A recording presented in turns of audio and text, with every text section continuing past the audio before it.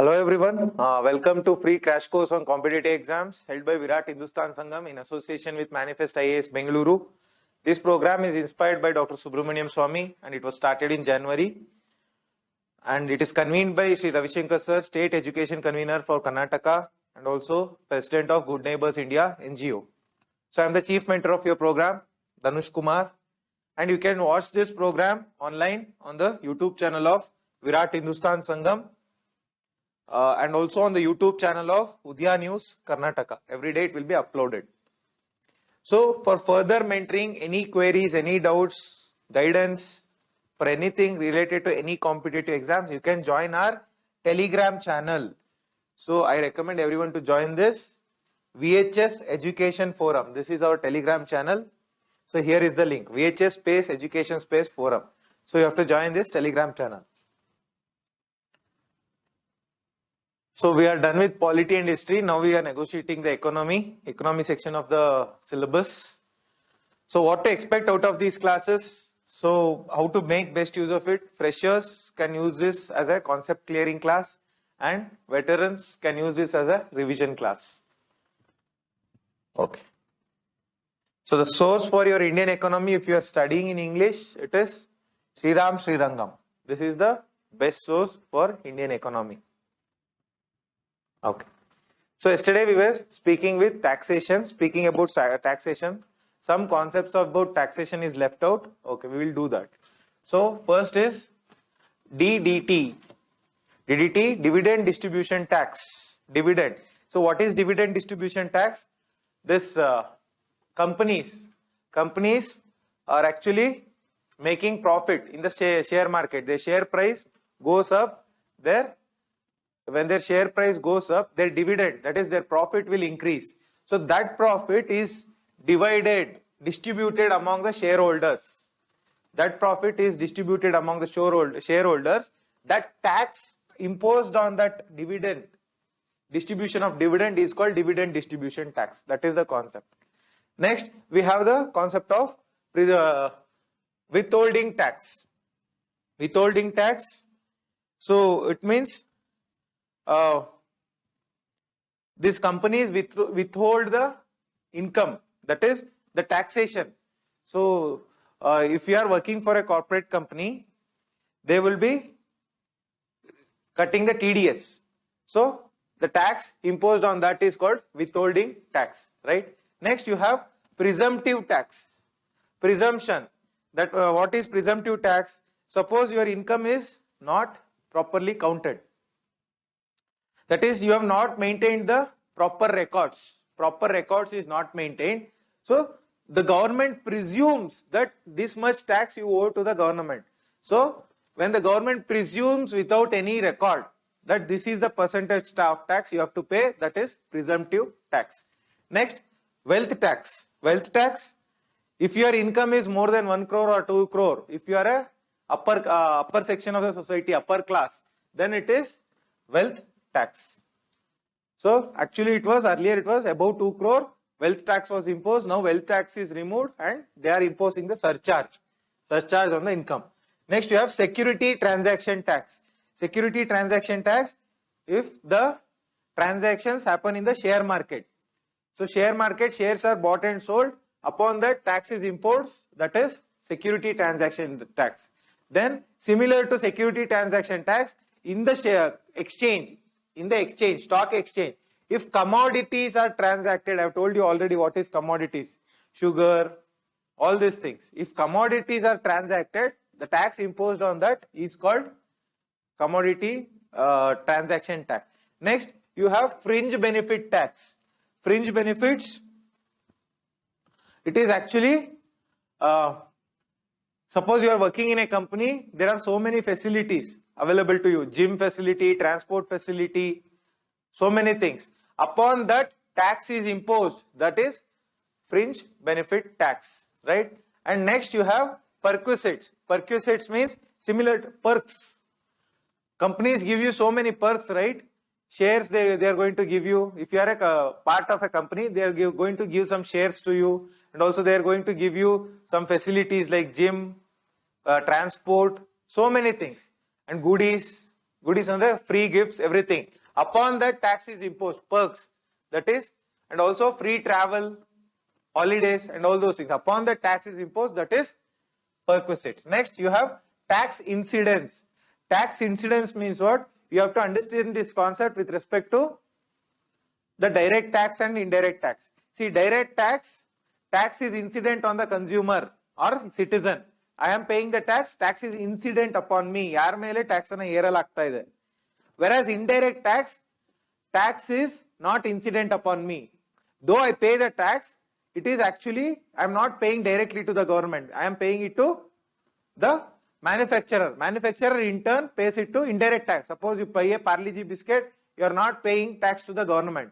You are paying it to the manufacturer, who in turn pays it to the government. So that is, in that case, tax incidence is not on me, on the manufacturer, right? Next, tax base. Tax base is the goods. Upon what all goods and services tax is imposed, that is tax base. Next, tax shelters. I told you, tax shelters, tax havens, tax paradise, where tax is very less. That is tax shelter. There is no tax or very minimum tax. That is why all these companies go to Mauritius, because it's a tax shelter. Next, tax planning. It is legal. You plan and take the benefits of tax exemptions or concessions. That is tax planning. That is, you are planning how to reduce the tax burden on you. It is actually legal. You are taking the legal concessions given by the government. That is tax planning. Next, you have the concept of avoidance. Tax avoidance is illegal. You avoid the tax by transferring the money somewhere else. So many things. Whatever you do, tax avoidance and evasion, both are similar concepts yet different. So in these things, it is illegal. Tax avoidance and tax evasion is illegal, right? So these two things are illegal. Evasion. So you evade the tax. Tax is being imposed on you, you are evading it. That is tax evasion. Next, hidden tax. What is hidden tax? I told you the other day, inflation is a hidden tax. Because this year some product is 100 rupees, next year it is 105 rupees. So the price has increased. Isn't it similar to taxing you? It is similar to taxing you. 5 rupees extra you are paying. So it is, though the government doesn't show that it is putting some tax on you, by the virtue of inflation itself, there is a hidden tax imposed on you, right? And also consumption tax. Consumption tax. If you buy something, luxury phones, houses, if you consume clothes and everything, so if you consume more, this tax will increase. Consumption, based on consumption, right? And also proportional tax. Proportional tax means, so it is based on income. Based on the income, the tax will get decided. So tax is proportional to income. Income increases, tax increases. Income decreases, tax decreases. Proportional tax. Next you have progressive tax. What is progressive tax? See, whatever the direct tax we have in India, it is a progressive tax. Means up to 5 lakh, no tax. 5 to 10 lakh, it is 10%. Later than up to 12.5, it is 15%, like that. So based on income, the tax gets increased. So that is, tax is progressing with the income. Tax is getting progressed with the income, that is progressive tax. Regressive tax, no matter what your income is, tax is similar. Tax doesn't change. That is indirect tax. It is regressive tax. It is poor for the bad. Next, specific duty.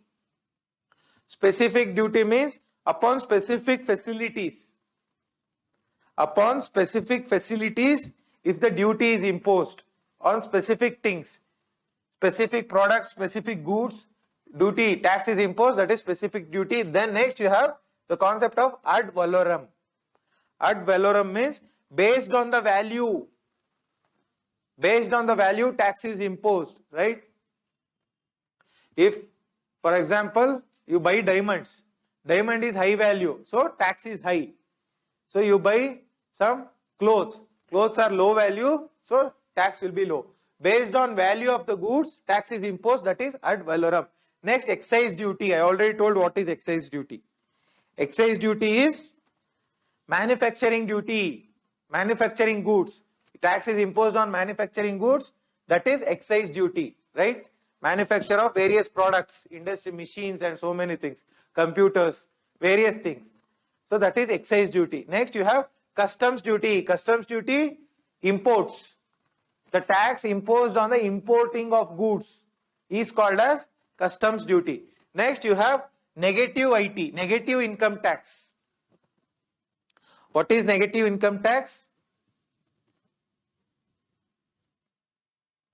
So negative income tax means it is actually you are not paying the tax, you are getting the concessions. So instead of paying a tax, you are getting concessions, that is in negative income tax. There is no tax being paid by you, that is negative income tax. Next, tax buoyancy I have already told. With growth, tax base increases, that is tax buoyancy. Growth of the economy increases, tax increases. Tax base increases, that is tax buoyancy. Next, tax elasticity.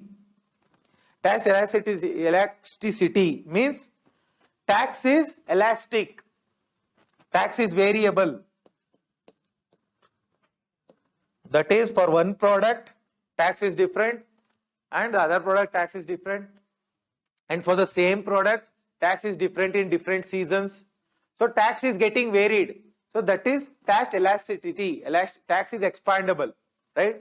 So that is tax elasticity. Next, tax stability. When tax is not expandable, tax is not changing, then that concept is called tax stability, right? So these are the terms which we should know about the taxation. These are the various terms. Okay. Next we will move to banking in India. Banking in India. Banking system. Okay. So banks, what are banks? Banks are actually financial intermediaries, right?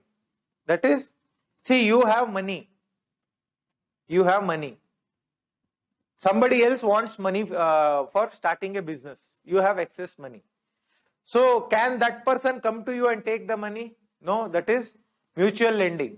Whereas banks acts as an intermediary. It connects you, the person who is depositing the money, and the person who wants the money. So it is connecting the depositor and the debtor. Sala ಬೇಕಾಗಿರೋನ್ಗೆ ಮತ್ತೆ ಹಣ ಹೂಡಿಕೆ ಮಾಡೋನ್ಗೆ ಮಧ್ಯದಲ್ಲಿ connection ಕೊಡೋದೇ bank. Financial intermediary. It is a finance. This is the basic definition of a bank, right? So banks have assets and liabilities. Assets and liabilities. See, banks give loan to the public, loan to citizen. Those loans are actually assets. Bank asset alva adu. Banks own that loan. It is bank's loan, which your bank's money, which is with the debtor. So it is the asset. Bank in asti adu. Asset means asti. Whereas liabilities andre, we deposit the money, savings bank, saving account, fixed deposit, all those things, we deposit the money. That money is a liability, right? Liability means banks are liable to pay to us. Banks namaga adu vapas kodbeku, whatever the money we have kept. So bank in a liability means honegarike. So bank should give that money back to us. So that is liability, right? Bank loans, assets and liabilities. What the bank gives is an asset, what the bank takes is a liability, right? This is the concept. So there are many types of banks in India, many types. So the first type is commercial bank. Commercial bank. What are the commercial banks? All the banks you are seeing around. All the banks which you are seeing around. Your State Bank of India, ICICI, HDFC. All those banks are called commercial banks, right? Commercial, it carries out the commercial activities. Commercial activities andre lending and also giving various products. Amale issuing checks, maintaining business accounts. So all those things are actually commercial activities, so they are called commercial banks. So then we have cooperative banks. Cooperative bank andre, see, these commercial banks work on profit. The interest which you are going to pay is the profit for them. Whereas cooperative bank, it works not on the principle of profit. It is no gain, no profit, no gain, no loss bank. Not for profit organization, cooperative bank. So it is based on a cooperative organization. People, general public, try to cooperate among themselves and establish this bank. It enhances the cooperation among the public when in respect of economic affairs. Economy, another vishayadalli cooperation untu madodu cooperative bank. So these banks, see, commercial banks are owned by either government or private, whereas cooperative banks are owned by the shareholders or the public members. The members own the cooperative banks. So illi cooperative banks actually you have current account. They have current account. They can issue demand deposits. What is demand deposits? I have told already. So the savings account and current account which you maintain is demand deposit. Time deposit is a fixed deposit. That comes after in a later date. So demand deposit na maintain madutte cooperative bank. Demand, when you go and demand the money, they should give you. That is your own money, savings money. So that can be done. Then also it maintains what? Current account and savings account. Current account and savings account both are maintained by the cooperative banks, right?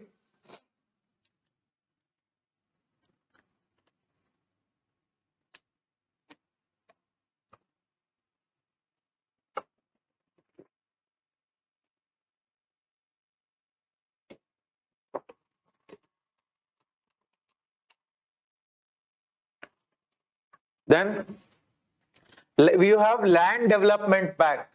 The next type of bank is land development bank, also called as state cooperative agriculture and rural development bank. So these are state banks. State within the states. These are actually national.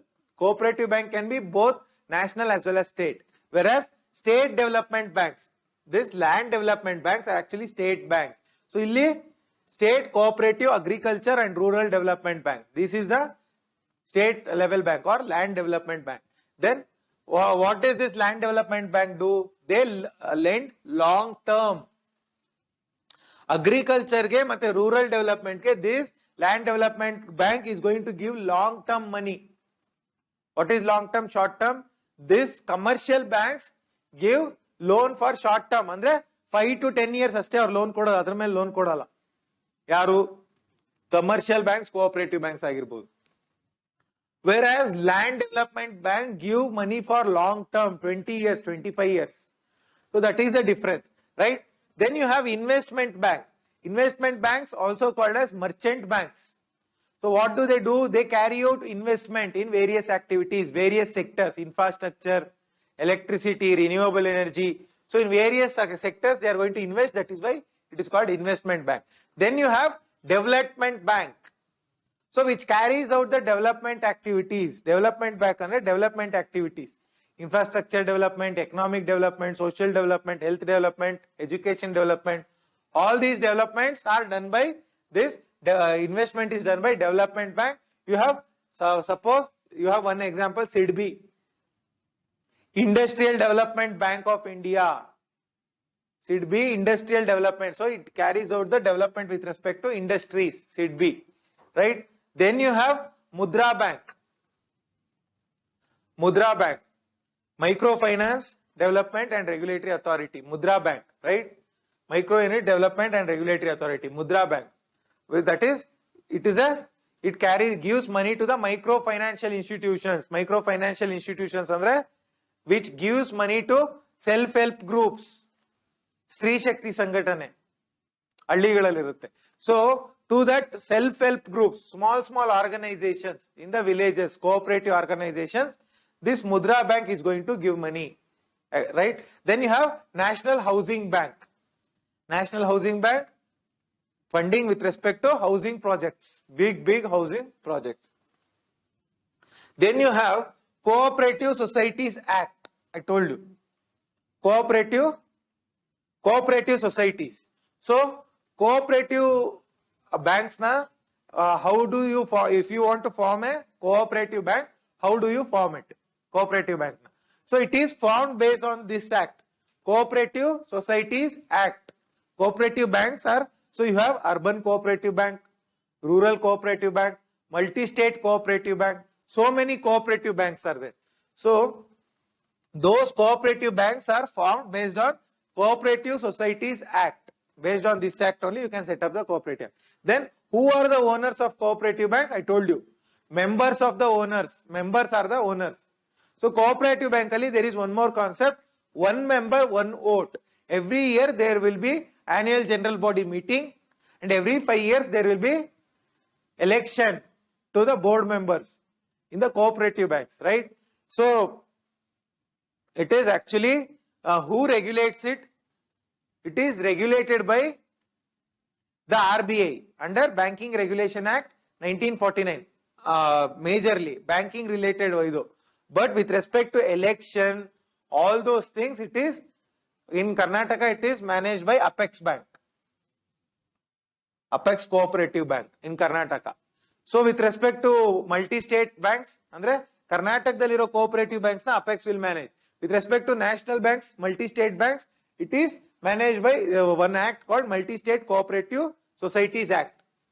Adru prakara some organization will be there which is going to manage. Owners, I told you, it is the members who are the owners. So the principle is one member, one vote principle, right? Okay. Then commercial banks. Coming to commercial banks, there are scheduled banks and also non-scheduled banks. Scheduled banks and non-scheduled banks. So what is a scheduled bank? Scheduled bank which is set up according to the schedule of RBI Act. Second schedule of RBI Act. If the bank is set up based on the second schedule of RBI Act, RBI Act yavag pass ಮಾಡ್ತಾರೆ? It is passed in 1934.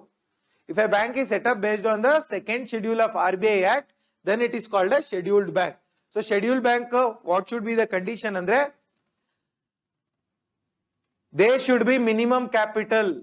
Ishtu capital anta irutte. Scheduled bank idre, the conditions are more. The RBI will tell you a condition saying that there must be this much capital in the bank. Right? So that is the concept of scheduled bank. And also, scheduled banks always keep interest of the depositors in mind. Depositors ಏನು ದುಡ್ಡಿಟ್ಟಿರ್ತಾರೆ ಅದರ interest is the that is the interest of scheduled banks. Scheduled banks actually there are two types. Commercial scheduled banks there are two types. One is public sector bank, other is private sector bank. Public sector, your SBI, Canara Bank, all those things. Private sector, ICICI, HDFC, all these banks, right? Okay. Depositor interest is the goal of the scheduled bank, and also these banks have lot of privileges. What privileges? Scheduled bank ali? They can have direct access to RBI. Scheduled bank, any problem happens to the scheduled bank, they can go directly to the RBI. I told you, RBI is the lender of last resort. ಇಲ್ಲಿ ಏನೇ problem ಆಗಲಿ, ಹಣದ ಅಭಾವ ಬೀಳಲಿ, liquidity is not there and bank is facing so many problems, these scheduled banks can directly go to the RBI. So that is the privilege of scheduled bank. Then coming to non-scheduled banks andre, which is set up not according to the RBI Act. So there are only 9 non-scheduled banks. All of them are local area banks. Local area banks are non-scheduled banks, right? Okay. So there are only 9. PSB, public sector banks, they actually 21 public sector banks. So in 2017, the 6 associated members, State Bank of Mysore, State Bank of Travancore, Bikaner, Jaipur, all these banks were merged into State Bank of India, right? In 2017. Also in 2019, 10 public sector banks were merged into 4. So Canara Bank, Syndicate Bank, Corporation Banks, and Punjab National Bank. Yes, all these banks were merged into 4 entities. So that is the merger which is taking place. We will talk about merger. Okay. So this is the concept about commercial banks, scheduled bank, non-scheduled bank, cooperative bank. Clear? Okay. Next you have State Bank of India. State Bank of India. So this was set up in 19th century. Some 1800 date is there. 19th century. It begins as Bank of Calcutta. Initially it starts functioning as a name. Initial bank is Bank of Calcutta. Later on Bengal Bank anta agutte. Later on it becomes Imperial Bank of India. Imperial Bank of India. State Bank of India. ಆಮೇಲೆ 1955 ಅಲ್ಲಿ it is nationalized. Nationalized ಅಂದ್ರೇನು? Until then it was under private control, Imperial Bank of India. 1955 ಅಲ್ಲಿ State Bank of India was taken into government control. That is the meaning of nationalization, right? Then there are 7 regional banks. I told you, State Bank of Mysore, Travancore, Bikaner, Baroda, all those banks.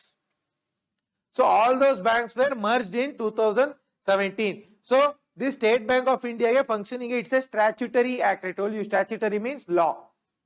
So it has a law backing, that is the SBI Act of 1955. There is State Bank of India Act 1955, according to which State Bank of India functions. So these are the facts. Then now merger has taken place. Merger has taken place, there is only one bank. State Bank. So my question is, why should we merge the banks? See, the thing is, there are lot of repetition of work. State Bank of India also does the same thing. State Bank of Mysore also does the same thing. Same, see these, elladukunu parent bank is State Bank of India. So suppose in Chandra layout, earlier there were 2, State Bank of Mysore was also there, State Bank of India also there. The both were side by side. So it was actually nearby. Both were side by side. So rent is too much rent on the bank, too much expenditure, infrastructure cost, electricity cost, labor cost, so many unnecessary these things. So what happens when you merge the banks, it will become a very big bank. So State Bank of India assets will also go to State Bank of Mysore asset will become State Bank of India's asset. So the bank capacity will rise. Bank's capital will rise. When the bank's capital rises, it will become one of the biggest banks in the world. So the valuation of State Bank of India is lakhs of crores. When you merge this State Bank of Mysore, all these banks, its valuation increased and it became one of the top 10 banks in the world. Because of market capitalization, that term is called market capitalization. Indian market ali, how much is the leverage of State Bank of India? Or how many people, how many companies maintain their accounts in State Bank of India is called the market capitalization. So after merger, the market capitalization of SBI increased, right? So this is the concept of merger, why merger should take place. We will discuss about merger much in detail later on. Next, bank nationalization. Bank nationalization. See, this was carried out in 1969 by Indira Gandhi. Indira Gandhi. So 14 private banks were nationalized. Private bank na nationalize maadudta. It will be taken over by government. 14 banks na. And also 1918 ali she takes some 7 more banks. 7 more banks she will nationalize. 7 or 6. So 6 ala, it is 6. So earlier it was 14 and 6 banks in 1980. They were nationalized in 2 phases, right? So along with that, what is the objective of nationalization? See, 1969 ge 2015 ge the nationalization 50 years, Suvarna Mahotsav. So there was much anticipation of a question about bank nationalization. So no bank nationalization, what is the objective?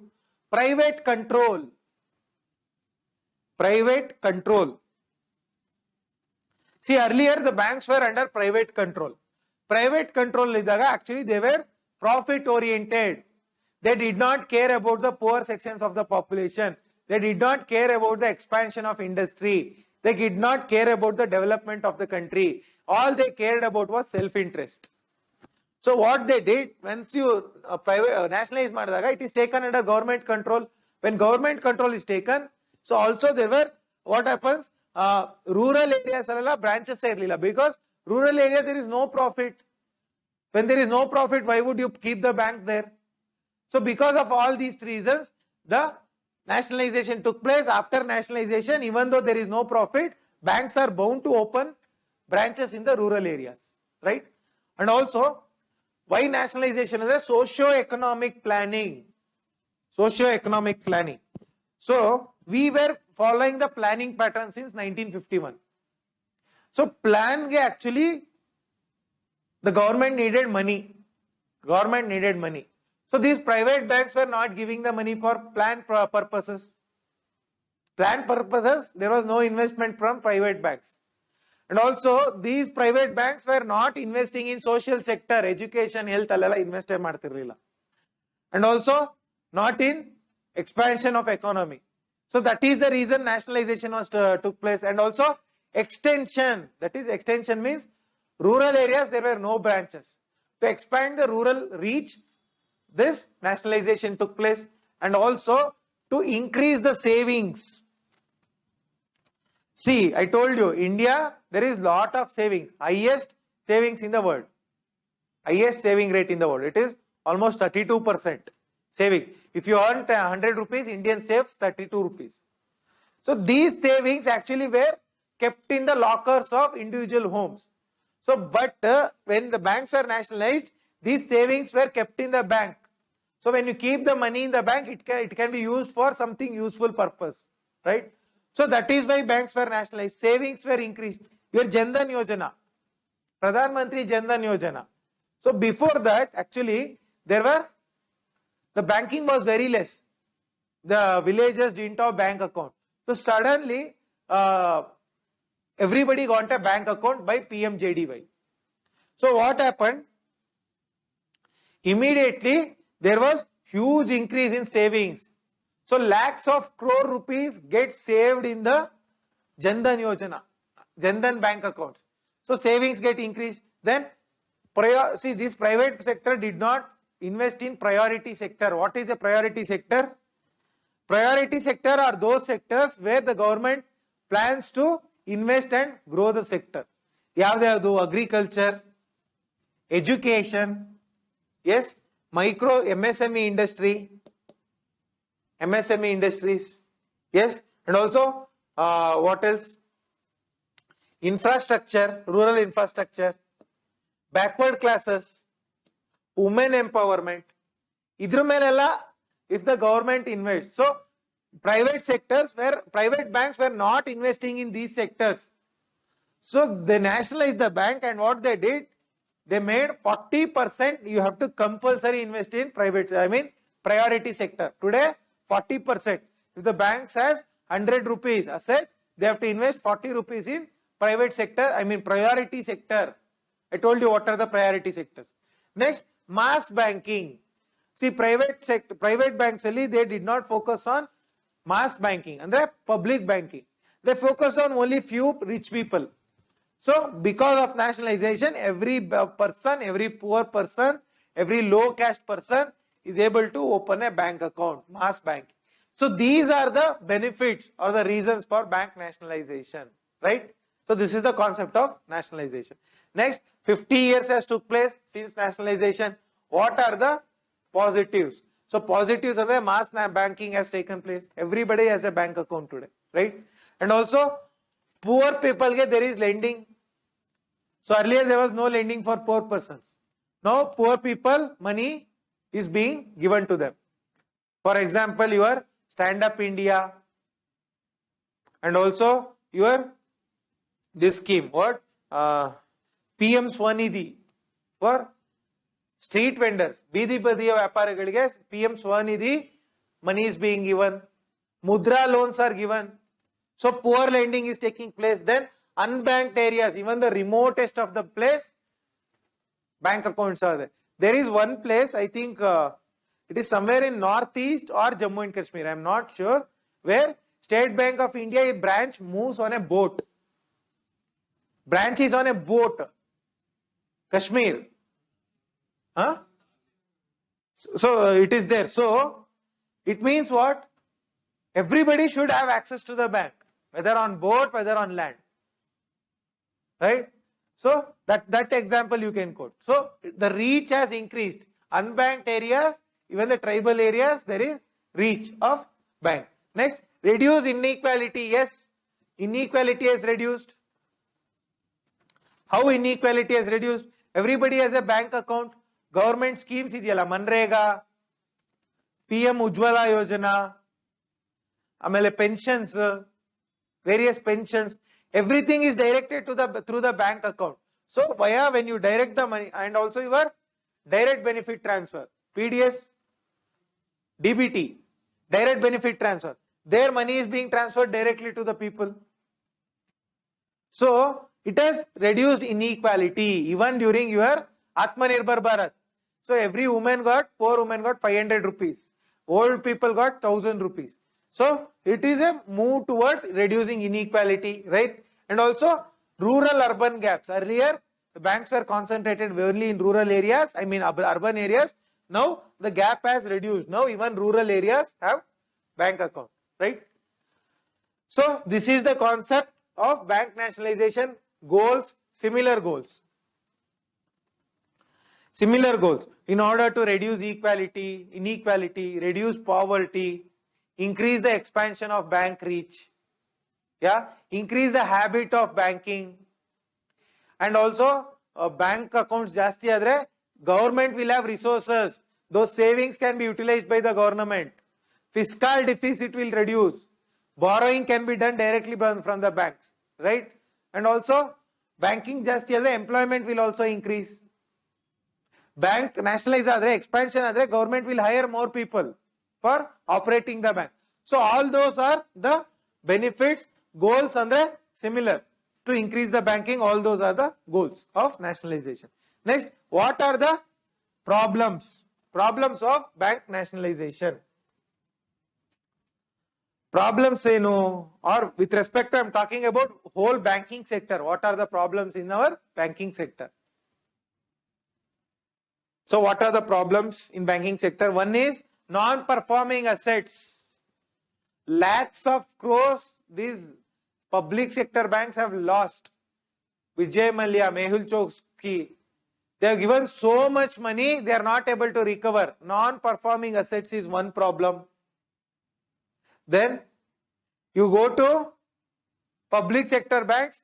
Have you observed the attitude of the bank people? It is very rude towards the people, public. That is also one problem, right? And also there is corruption in the bank. There is a lot of corruption in giving loans, right? Corruption is there. And also the opening of bank account is difficult. Bank account difficult. Stringent rules and regulations are high, right? So there are so many problems with respect to the public sector banks or commercial banks today, right? And also they are not investing in priority sectors properly, and also they are not giving proper investment in infrastructure. The investment is not in tune with the economic growth. So there are so many problems which has to be addressed. So what are the solutions? Solutions andre, one is we have to increase the private banks in order to complement, not to substitute. Public sector banks jotege complement agi, we have to increase the private banks in India, right? So that is one thing. Then FDI in banking can be increased. What is the FDI percentage? So public sector banks only FDI is 20%. Public sector banks only. Whereas in private sector bank, FDI is 75%. 75% private only FDI. But 49% is via automatic route. Rest 26% is via government approval route. What is automatic route? What is government approval route? So foreign direct investment comes to India. FDI comes to India. 49 private bank I told 49% is automatic route. And without government permission, the foreign investor can invest 49% in the banks, in banks, private sector banks, but rest 26, 49 mele up to 75% andre he has to take government approval. So this is the government approval route, right? Okay. Next solution, no? Next solution is bank consolidation. Consolidate the banks, merge the banks. Merge the banks in order to make it a big bank, right? Bank consolidation is one solution. And also technology upgrade, upgrade the technology, right? Technology. So bank ali to make available digital banking, fintech, financial technology, digital banking you increase. So NEFT, UPI, BIM app, RTGS. So you increase the technology in the banks. That is also solution, right? Next you have banking sector reforms 1991. So what is the year 1991? LPG. Post liberalization. What are the reforms that have taken place in the banking sector? Post 1991, what are the reforms? Okay. So the reforms is, one is profitability. The profitability of the banks have increased post 1991. 1991 admele, see there is lot of investment, foreign investment has increased, private investment has increased. Private investment, foreign investment has increased. So when investment comes, automatically bank's profitability will increase, right? So that is one thing. Then SLR has reduced. SLR and CRR are reduced. So SLR, statutory liquidity ratio, CRR, cash reserve ratio. Andre earlier the SLR was up to 40%, CRR was above 20%. Andre 100 ರೂಪಾಯಿ bank ದುಡ್ಡಿದ್ರೆ 40 ರೂಪಾಯಿ 40% you should be in the form of SLR. They have to deposit in RBI. 20% of cash they have to deposit in RBI. Today the SLR is around 15% and CRR is 4%. So rest of the capital is available for banks for lending, right? That is one thing. Then credit discipline. So earlier there was no discipline in the credit. Andre sala kodbekadre, if the private public sector banks had to give money, they had to give money to the loan, they have to give loans. There was no proper discipline. There was lot of corruption. Documents were not checked properly. So post liberalization, because of various checks and balances, RBI regulation, high regulation, credit discipline has increased in the banking sector. So credit discipline andre verifying the debtor properly before giving the loan. Credit discipline has increased. But yes, non-performing assets nodidre we can question how, where is their credit discipline anta. But compared to pre-1991, credit discipline has definitely increased, right? So along with that, competition has increased. Alva. We have for post 1991, all these foreign banks, HSBC, Citibank, JP Morgan, all these banks came to India, right? So Deutsche Bank, Royal Bank of Scotland, all these foreign banks came to India, American Bank, all these banks. So there is competition in the banking sector. Post 1991, there is high competition in the banking sector. Next, earlier there was populist schemes. Populist schemes andre, in order to win election, they have to give lot of subsidy. Ivaga election time alli they waive off the agricultural loan alla. Krushi sala manna. Every government comes, they are going to do it. So it is a populist scheme. Populist scheme andre, it is not good economically, but in order to gain public support for election purpose, populist. So populism was earlier high in the banks before 1991. Banks were used as a tool for the public, for the political parties' populist interest. Populist interest. But now there is no populist interest. It is only economic interest. There is only economic interest in the banks. Right? Okay. So, next you have the banking sector reforms. 1991, what are the reforms that took place? 1991. So, first is interest rate deregulation. Interest rate deregulation. What is interest rate deregulation? So, earlier, interest rate was mandated by the government. Whatever the interest rate you have to give, they were mandated by the RBI. RBI used to say this much interest rate only you have to give the money. But now interest rate are deregulated. Banks can set their own interest rate. Right? It is a good measure because banks are the best one to decide. They can decide what is the interest rate that is good for them. Right? So that is one thing. Then voluntary retirement scheme. Bank alli there were so many employees who were not good. Right? So all of them were given VRS post 1991. Next you have SLR, statutory liquidity ratio. I told you SLR was reduced. SLR was reduced. Next, level playing field. SLR reduced adre enagutte, what will happen? The banks will have more money to lend to the public, right? That is one thing. Then level playing field. Level playing field andre earlier public sector banks had unequal importance. Unequal importance andre they were given too much prominence. So whatever the rates, whatever the loans, actually private sector did not have proper participation. Private banks were discriminated. So post 1991, between the public sector banks and private sector banks, there was level playing field. Both were treated equally. Right? That is one thing. Next, Basel norms. Basel norms. I am going to discuss what is Basel norms. Basel norms were accepted. So Basel norms andre, it is basically good lending practices to reduce the risk. Bank the risk iruttala, lending risk. To reduce that risk, Basel norms are followed.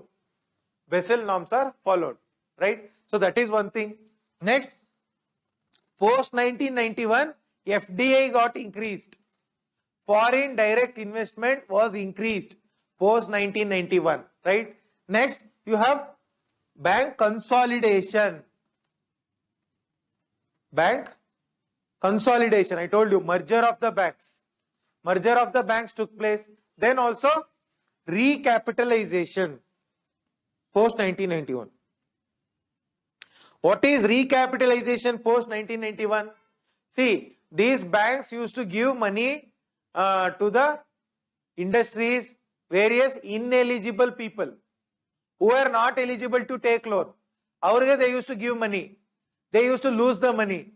So banks were low on capital. There was no capital with the banks. So avrige they recapitalized to pump in more money. Where the public sector banks lose the capital, government pumps in more money. That is recapitalization. So recapitalization ke we have Indradhanush scheme 2015. 2015 Indradhanush scheme is the recapitalization, right? So what are the objectives? Objectives of 1991 reforms. 1991 reform aito, what is the objective? One, to make banking options profitable. Earlier, banks were operating, not for profit. Post 1991, only banking operations were decided to be profitable, to yield profit to the banks. So more profit to the banks, more lending, more expansion, more quality, right? And also objectives, socio-economic challenges. Via this post 1991, whatever the challenges were there, internal challenge, external challenge. Internal challenge andrenu, bank alli there was lot of problems internally. Credit was not given properly. There was no proper documentation. There was no proper lending practice. All of them were changed post 1991. And also external challenges. Infrastructure, no investment. Social sector, no investment. Economic sector, I mean education sector, there was no investment. Allala challenges na they tackled post 1991, right? That is the objective. Next, banking operations were made safe. Post 1991, banking operations got safe. There was no fraud in the banking operations. People did not lose the money unnecessarily. Then, customer orientedness.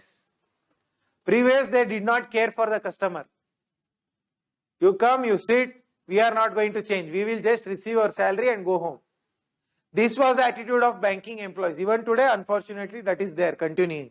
But customer, now customer is the focus of the banking sector. You want to open an account in private sector bank, they will come to your home. So customer orientedness is there. Then capital has increased. Capital, andre Bandwala, before this 1991, the bank capital was very less. Very less. Now, post 1991, the capital has increased. Capital increase, what are the benefits?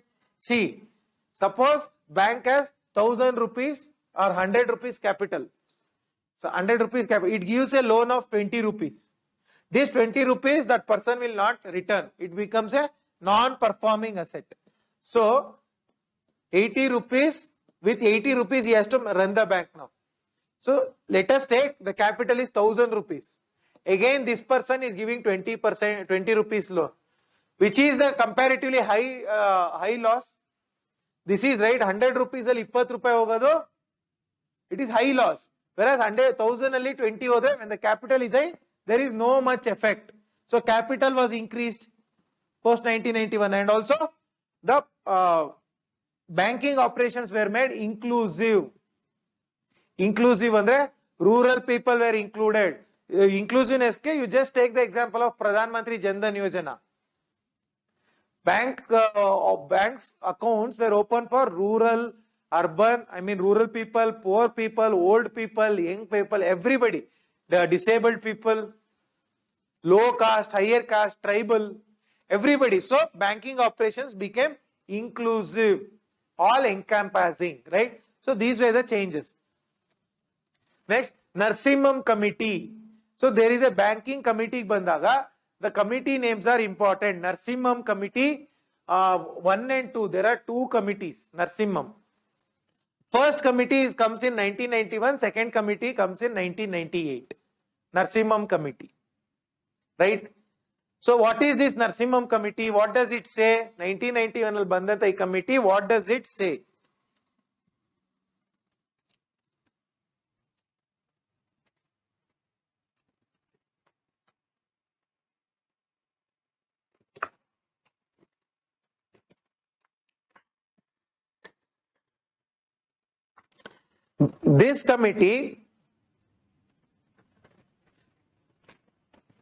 This committee says that there is no further nationalization. Nationalization agala inna. Whatever nationalization that took place in 1969 and 1980. That is the end. No further nationalization, right? That is first thing. Second, it says level playing field. Andre private sector, public sector banks, foreign banks, Indian banks, there should be level playing field. Ellarannu samanavagi nodabeku. All should be treated equal. That is the second recommendation of the Narsimham Committee. And also it says Indian banks should grow up to global level. They should become global banks. They should be not confined to only to India. They should become global banks. Anta this committee says. Then it says SLR and CRR should be reduced. SLR and CRR. Statutory liquidity ratio, cash reserve ratio should be reduced. Then it says target priority sector lending. Lending should be given for priority sectors. That it says. And also it says non-performing asset should be bought down. Andre waste money or waste lending, where the money is not returned to the bank, that should be bought down. That is what this committee says. And also it says prudential norms should be followed. What is prudential norms? Prudent andre, so in prudent, the word prudent in English means wise, buddhivantike. So bank should follow wise norms. ಸುಮ್ಮನೆ ಈಗ 2008 financial crisis ಆಯ್ತಲ್ಲ US ಅಲ್ಲಿ. So it was because of subprime lending. ಅಂದ್ರೆ ineligible people were given loans. So those people did not, as expected, did not give the money back to the banks. So we have to follow prudential norm. If we are giving loan to some person, we have to assess his credit worthiness, whether he is eligible to take loan. That credit worthiness should be assessed. That is prudential norm should be followed. Then deregulate interest rate. Andre earlier interest rate was managed by RBI. Now it is deregulated. Banks can set their own rate subject to that base rate anta irutte. Base rate RBI kotbidutte. Above base rate they can set any rate. So deregulates where deregulation of interest rate. Then it says bring in asset reconstruction companies. Asset reconstruction. I told you non-performing assets. Andre, see, you own a company. You take 100 crore loan. And you fail to repay. So according to Insolvency and Bankruptcy Code, IBC Code 2016, I am going to discuss what is this code. IBC code, this property will be taken over by you, taken over by the bank. Avaren martare, they will give you that asset to the asset reconstruction company. This was also under Surface Act anta barute 2002 alli. There was a provision of asset reconstruction company even under Surface Act. So this asset reconstruction company, what does it do? It is going to take up your company. It takes it up and it ensures that that company will become profitable. It will do so many activities. Management change madutte. It is going to change the production ideas. So many things. Fresh talent will be induced.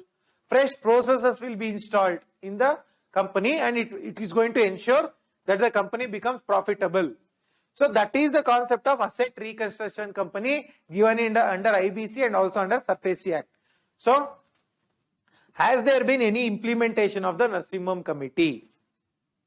There are many implementations. Yavdu SLR and CRR reduce agide. Bank nationalization have been stopped. Level playing field has been given. SBI is now a global bank. Target PSL, yes. NPA has been done. Prudential norms, yes. Basel 3 we have signed. The interest rate have been regulated. ARC has been done. So all these things are implemented now, right? Committee recommendations have been implemented. Next, bank loans, standard, substandard assets. Standard assets andrenu? Standard assets andre those assets which are repaying promptly. Interest plus principal. Principal andrenu? Aslu plus interest ಬಡ್ಡಿ ಎರಡನ್ನು ಯಾರು proper ಆಗಿ ಕೊಡ್ತಾ ಇದ್ದಾರೆ, that is a standard asset bank loan ಅಲ್ಲಿ. If that is not being paid, either interest or the principal is not being paid, that is substandard asset, right? Or also called loss making asset. We will discuss what is this standard asset and substandard asset. So substandard assets are also called as non-performing assets. So what is the criteria? What is the criteria to be called a substandard asset? Yeah. So to be called a substandard asset, neither interest nor principal. ಇದರಿಂದ interest ಬರ್ತಾ ಇಲ್ಲ, principal ಬರ್ತಾ ಇಲ್ಲ. That is first condition. Next, substandard. See, these conditions are important. It is going to be asked in your exam directly. See, up to 90 days. See, today you have to pay the loan. Today is the last day.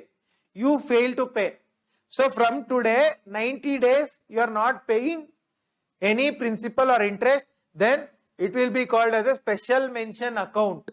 Special mention account, SPA. Up to 90 days, if an asset remains non-performing asset, it is called a special mention account. Right? From 90 days up to next 12 months. 90 days in the next 12 months, if the asset remains substandard, then if the asset remains non-performing asset, then it is called a substandard asset. Special mention account, substandard asset. These terminologies are important, right? So, illi provisioning ಮಾಡ್ತಾರೆ. So, illi up to 90 days there is no provisioning. So, what is provisioning? Provisioning means simple. See, you have taken 10 crore loan and you have failed to repay both interest and principal. So, when it becomes SMA, there is no provisioning. When it becomes SSA, substandard asset, there is provisioning. Provisioning andre no, bank the total capital iruttalla. Out of bank's total capital, some percentage of the money will be set aside. Because bank own capital alle, some percentage of capital will be set aside. Tagdi bere kade itpidtare. Why? Because if you fail to repay the loan, it has to be reimbursed by bank's capital. So they are going to provision store. When you go to provision store, all your tur dal, urad dal, all things will be measured, improperly weighed and given to you, right? Likewise, bank will also weigh. It is going to tuka madi, some amount will be kept aside. If you are not paying the money, that is provisioning. So illi aston provisioning iralla. So illi it will be around 25% aste. Secured and unsecured anta irutte, not very important, right? 25% provisioning irutte andre 25%. If you have taken 10 crore rupees, 2.5 crore will be set aside. Andre bank tagdit bidutte sa known capital inda. Then more than 12 months in the next 12 months, if it remains a non-performing asset, no interest, no capital, no interest, no principal, then it is called doubtful asset 1. It is named as doubtful asset 1. So, avaga provisioning will increase. Is to up to 50% agutte. The numbers are not very important. They are not going to ask. So, from it is actually 20%, some 40% is like that. I am just giving a brief idea. So, the provisioning will increase to 50%. Andre 10 crore ali 5 crore will be kept aside by the bank. So, 12 more months if you are not paying. Illi provisioning, it is based on unsecured asset, secured asset. It will confuse you, don't worry. Next, it will come 12 more months after the DA1. DA1 nagi 12 more months adre, it is called DA2, doubtful asset 2. Illi provisioning will be even more. So, let us take 75%. 7 ಕೋಟಿ ಎತ್ತಿಟ್ಬಿಡ್ತಾರೆ. ಆಮೇಲೆ ಅದಾದ್ಮೇಲೆ 3 years complete, ಇದೆಲ್ಲ finish ಮಾಡಿ 3 years complete ಆಯ್ತು ಅಂದ್ರೆ then it will called as DA3. Then the bank has to set aside full 100%. 10 crore they have to set aside. So this is called DA3. Allu provisioning ide. Next you have the concept of fraud accounts. See, this is proper account. Legal account idre ee tara. Fraud account, what do you mean by fraud account? Suppose you are taking home loan. You have, instead of original documents, you have given color xerox to the bank and you have defrauded the bank. Nimde property alla, you have taken the loan. You have made fake documents and taken the loan. It is a fraud, right? Fraud account adaga immediately they will do 100%. No classification. Immediately 100% provisioning will be done. Provisioning, did you understand? Yes. Okay. Next, you have, this is the concept of substandard assets, stressed assets. Stressed assets. See, these stressed assets are actually standard assets. Stressed assets are standard assets. They are paying the loan. But that person is facing some difficulty. Best example is COVID. Everybody who are giving proper principal and capital interest, they face lot of stress because of COVID. So all the standard assets became a stressed asset. Clear? Stressed asset and standard asset is there. Otherwise, due to some reason, it will become a stressed asset. Right? So then what the banks do, see, this person is a good person, he is giving the interest and loan properly, but due to some external reasons, what they do, they are going to restructure the account. What is meant by restructuring? They are going to reduce the interest rate. 9% ke baddi, if you 9% interest you have taken, they will reduce the interest rate to 7%. Or if you have to pay, let us say 7 crore, they will ask you, we will give off 50 lakhs, you pay just 6 lakh 50 crore. 50 lakh bitpurtare. Restructuring. And also, one more thing is, restructuring alli, see, COVID alli, there was no capital, bandwala irlilla. There was no capital. They are going to pump in more money in order to make the business profitable. Right? So, these are the concept of stressed assets. How the asset becomes stressed and what should be done. Restructuring. Clear? Okay. Next, PSB, public sector banks. When it comes to public sector banks, today, non-performing assets is more than 7.5 lakh crore. Approximately 8 lakh crore money is non-performing asset. 8 lakh crore. Out of 8 lakh crore, 90% of the money is given by public sector banks. 8 lakh crore 90 and estaito. 7 lakh 20,000 crore non-performing assets with public sector banks. Whose money? Our money. Taxpayers' money. Our savings money given to Malya and Chokski, they ran away. Mehul Chokski. Yes? Okay. Next, why stressed assets? Why? What is the reason behind stressed assets? One is bad lending. Eligible iralla. For that person, they are going to give loans. Bad lending. Next, slow down. Economy slow down. Andre company slows down due to COVID or some other reasons. Then also assets will become stressed or substandard. And also next, discoms. Discoms andre no. Power companies, Bescom, KPTCL, all these are called discoms. These discoms are running on debt. Sikkhabate sala madidave discoms, Bescom, KPTCL, everybody. Why? There is no profit in electric business. Whatever the electricity they are supplying to us, it is actually loss making to them. They are not making any profit. Sikkhabate sala madidave.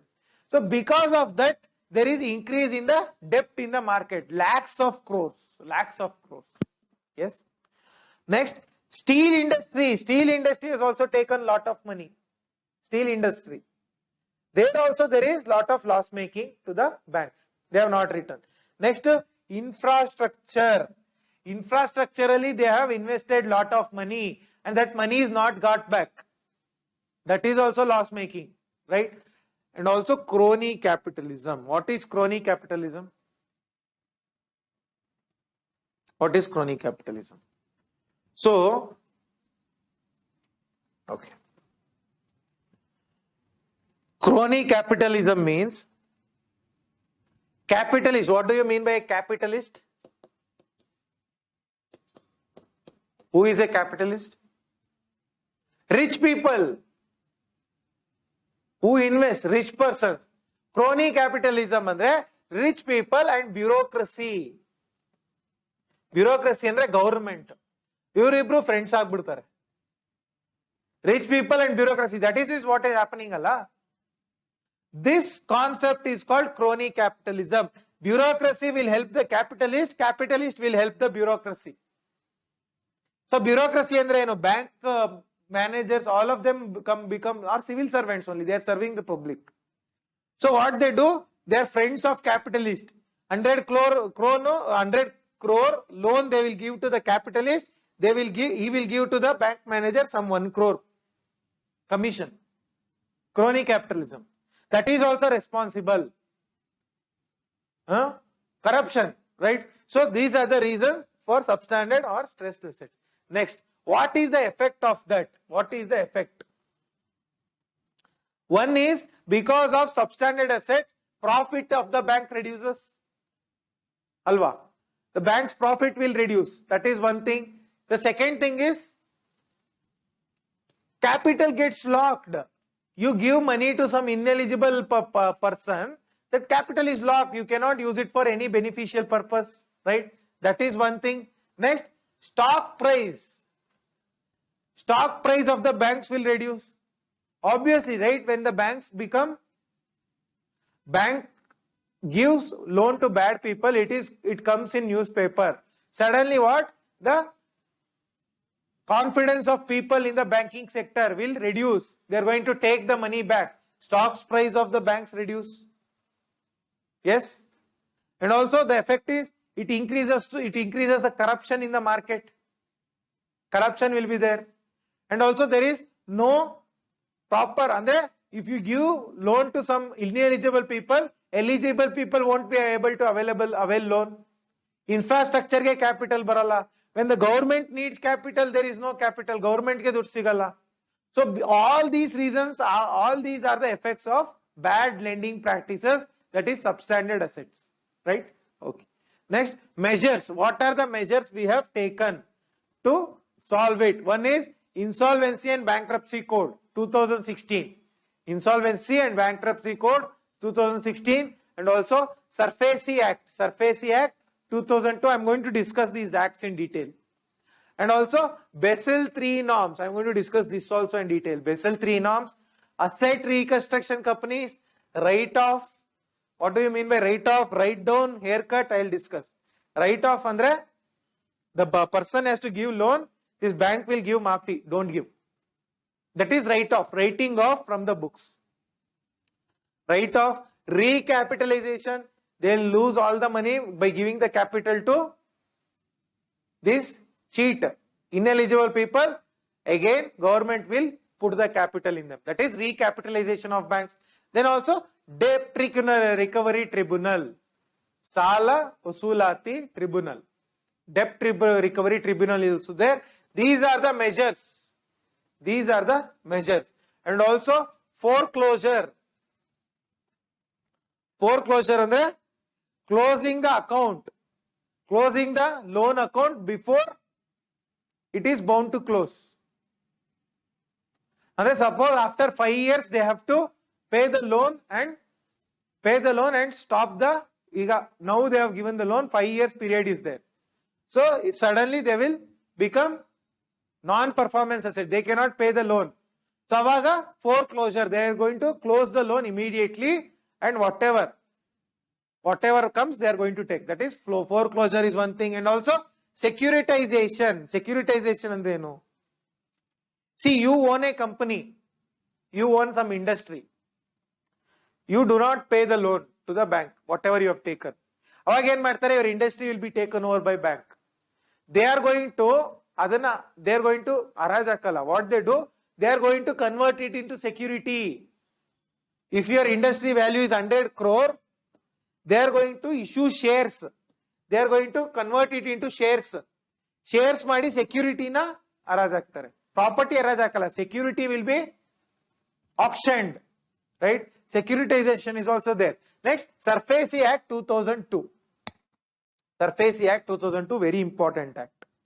See, under this act, actually, what happens earlier, you take the money from bank. You take the money from bank and you don't repay. Right? When you don't repay, if the banks have to recover your loan, they have to first go to court. Take court's permission, warrant. Then they have to come and evict you from property.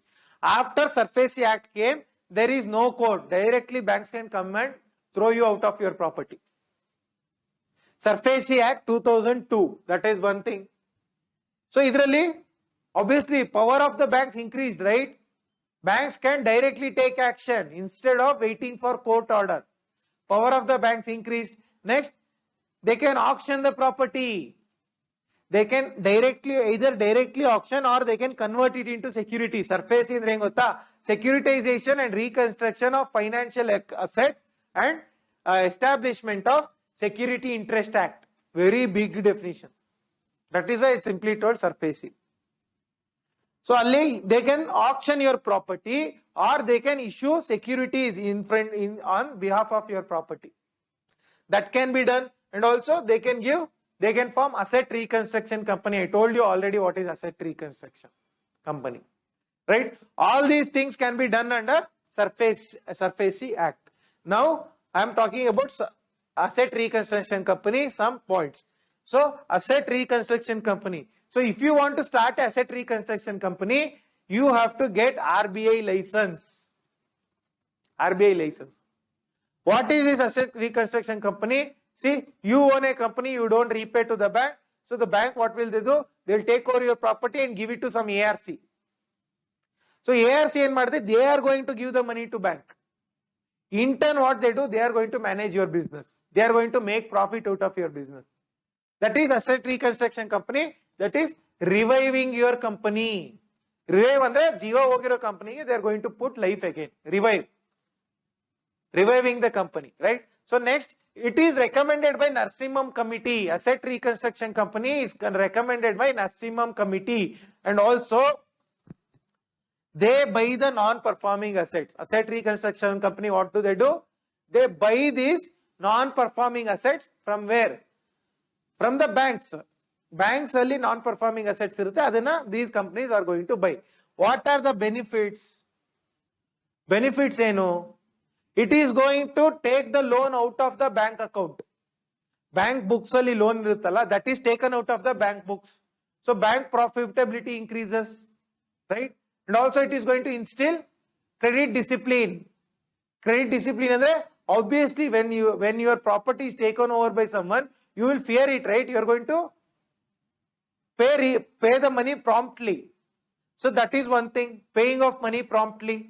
Then also your company will be revived, loss making company will be becoming profit making company. So there are so many benefits. So asset reconstruction company, if you want to start an asset reconstruction company, you can start by taking RBI license, and also there is provision of FDI.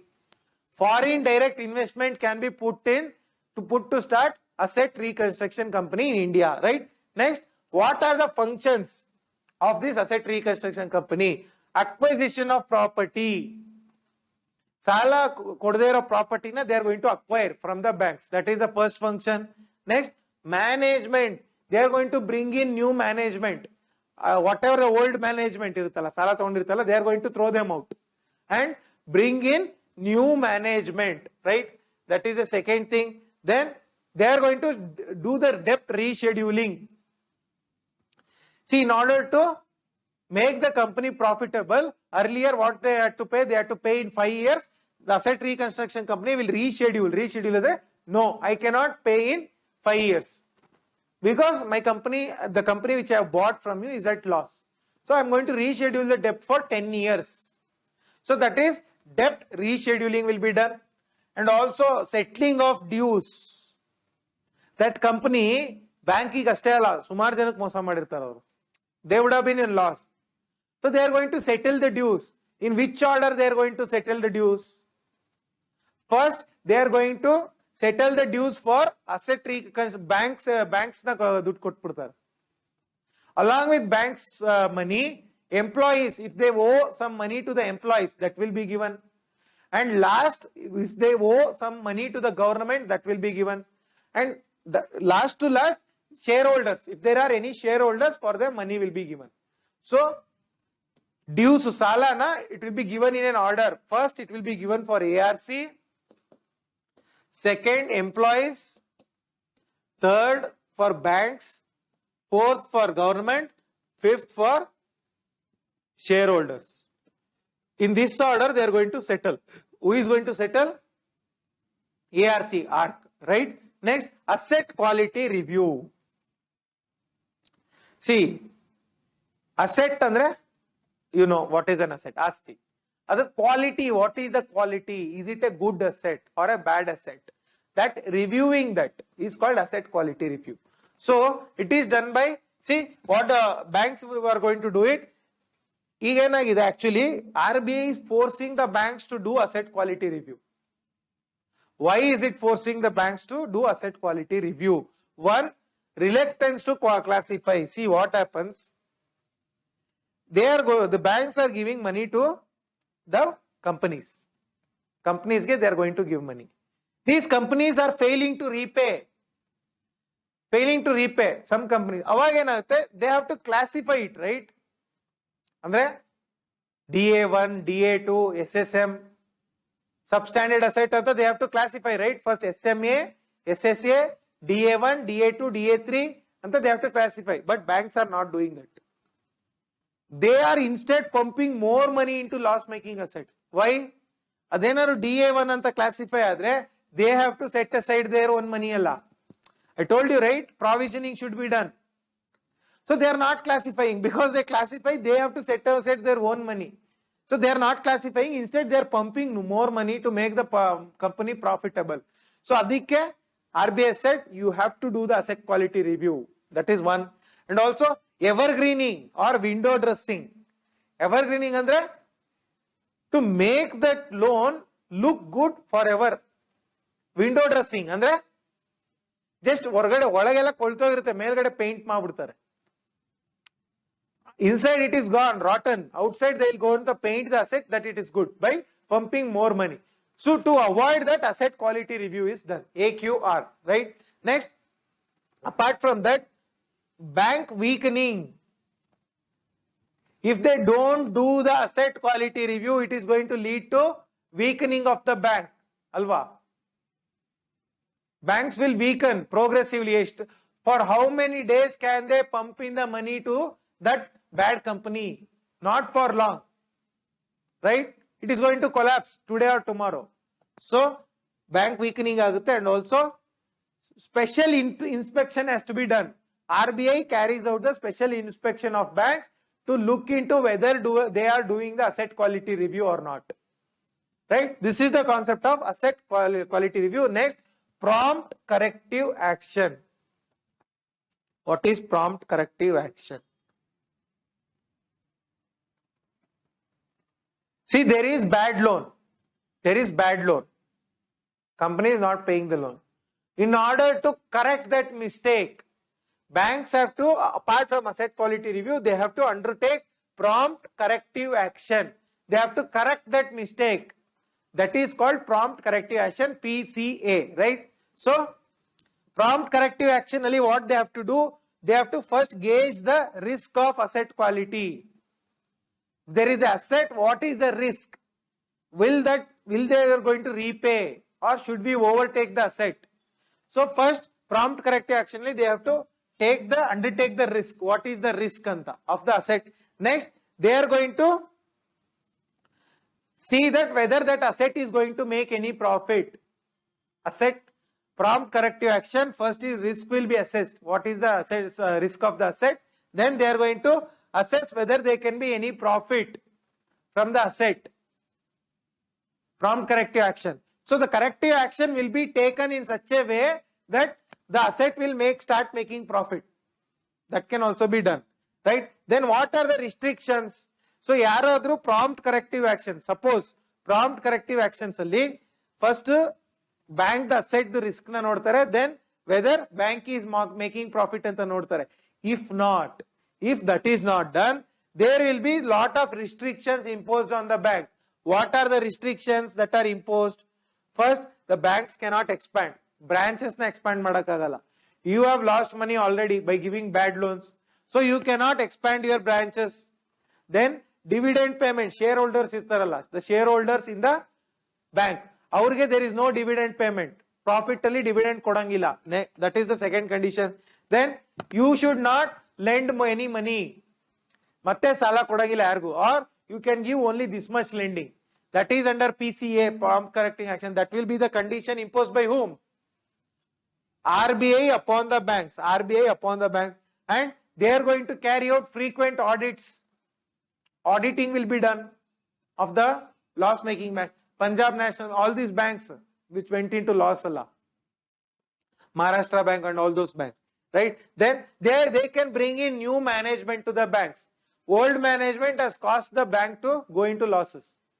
So they will bring new management in order to make the bank profitable. New management will be bought, or else they can supersede the bank or supersede the board members. Board members, OC, they can take over. Bank can be taken over by RBI. They can give it to SBI or something. S-Bank issue had happened now, last year. Supersede, okay. That is one thing. So, illi prompt corrective action is not applicable on cooperative bank and NBFC. This point is important. No, prompt corrective action is not applicable to cooperative banks and NBFCs, right? So this is all about prompt corrective action. Okay. Next you have safety of banks and Basel norms. Where is this Basel? Basel is in Switzerland. It's a place in Switzerland.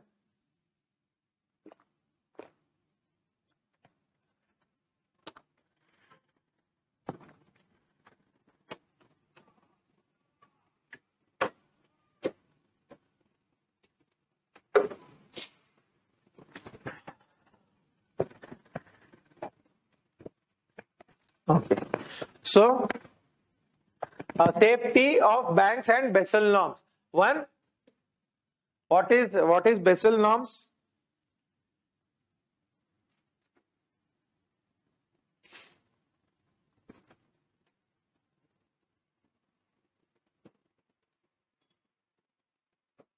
What is Basel norms? See, 2008, not only in 2008,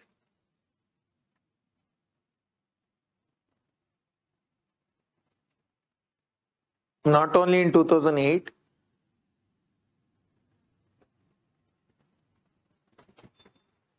so safety of banks and Basel norms. These banks give money and lose money. So in order to prevent the banks from doing that, we have to ensure that banks are safe. How do we ensure that banks are safe? By following the Basel norms.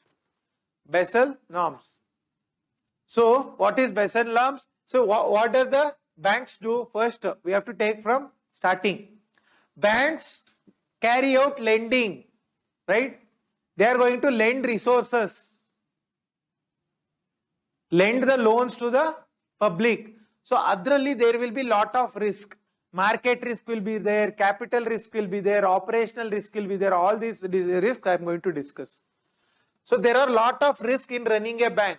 So in order to minimize the risk, we have to practice prudential practices or good practices we have to follow. Prudential practices, right? Prudent practices. So, in order to follow prudent practices, we have to take up lot of stress test. Stress test. See, what is stress test? So, did you understand risk and prudential practices, everything? Okay. Stress test. Stress test means there is no actual stress test. Bank is running good. Just like mock drill. This fire department, even though there is no fire, they will conduct mock drills, right? As if there is a fire. So similarly, stress test will be taken upon the banks. There will be certain conditions, and then suddenly stock market collapses. Suddenly there is a war. Suddenly there is famine. Suddenly there is defrauding of the bank. All these stresses will be imposed on the bank and artificially, simulation, just like computer simulation. And how is the bank going to respond? How is that particular bank is going to respond under the stress test will be carried out, will be done. Stress test. In order to improvise the functioning of the banking. So stress test, it is going to assess the risk. Assess the risk, capital risk, operational risk and many other risks. Okay. Then So I told you market risk, credit market. So assessing the risk from market. Market ali stock market collapses, or somebody defrauds, or there is a cyclone, disaster. So many things. What is the result of that on the functioning of the bank? That is the first risk. Then credit risk. Credit risk andra, the money is given to public, they are not going to repay. That is credit risk. That is the second thing. Then also liquidity risk. Liquidity, bank doesn't have sufficient liquidity. Very minimum liquidity is there. That is also a risk. All these risks will be considered by Basel norms. Also, it is going to tell to the banks, also it is going to direct the banks how to manage the market risk, how to manage the credit risk, how to manage liquidity risk. This Basel norms is going to tell it. So it is going to do what? What is the intention? What is the aim of Basel norms? Andre, first is growth. By implementing the Basel norms, you are focusing on growth. Growth of the banking sector, growth of the economy. That is first thing. And also, see, these are actually these are not the aims. These are actually the stresses. I told you, stress test. Suddenly growth decreases. COVID. Suddenly growth decreases. How does the bank react? Suddenly there is a stock market collapse. How does the bank react? Suddenly there is rupee exchange rate. Suddenly some 75 rupees, it is going to fall to 95 rupees. How is the bank going to react? And also inflation. Suddenly the price of the goods will increase. How is the bank going to react? So these are the stress. So in order to tackle the stress, what should be done? What should be done by the banks? First is, they should set aside a capital. Certain bandwala, certain capital, they have to keep safe. So that any stress will happen, we are going to handle. That is the first thing. Next, prudential norms. Prudential norms. I told you what is prudential norms already. One of the prudential norms is income recognition. Andre, only people who have proper income, they should be given the loan. Prudential norm. That is the first prudential norm. Then asset classification. Whether it is a standard asset, whether it is a substandard asset, whether the property is legal or illegal. All these assets should be classified. That is second prudential norm. And then the third prudential norm is, suppose by chance NPA happens, non-performing asset, the bank, the loan will go loss. It will become a non-performing asset. Then what should be done? Provisioning should be done. That is also a prudential norm. Then capital adequacy norms. Capital adequacy. And I told you it is similar to keeping aside capital. Some capital should be set aside. Capital adequacy norms. CAN. Some capital should be set aside for safety of the operation of the bank, so that bank doesn't collapse, bank doesn't go bankrupt. Bank diwali dogde capital na ettitirbeku. That is capital. So what are the benefits? Benefits of this? One is, some crisis like 2008 financial crisis happens, bank is going to withstand it. Second benefit, public's money will be saved, right? Bank's profitability would be ensured. Economic stability would be ensured. Government borrowing will be safe. Government can borrow money from bank. So all these are the benefits accruing out of the following the Basel norms. Basel norms actually there are 3 norms. It is given by Basel Committee on Banking Supervision, BCBS. Basel Committee on Banking Supervision gives these Basel norms. They have a secretariat in Basel, Switzerland, and also they focus on capital. Capital na Basel andre, just remember this word capital. Capital to meet obligations, various obligations. So there are many Basel rules. So today we are 2019 March 31st we are completely March 31st 2019. From this date we are completely following Basel III. We are following the Basel III norms from this date. Basel I andrenu, it came in 1988. 1988. What is it all about? Minimum capital requirement. That's all. There should be some minimum capital with the bank. That is the Basel norms, very important. So, why capital? Credit risk. Sala kotre, there will be some risk. In order to counter the risk, there should be minimum capital. That is Basel I. Basel II comes in 2004. It speaks about various risks. Market risk, capital risk, operational risk. Enen risk ide, for a bank to operate in the economy. Those risks are spoken about by this, and it gives the remedies to counter that risk. Basel II is all about risks. Basel III.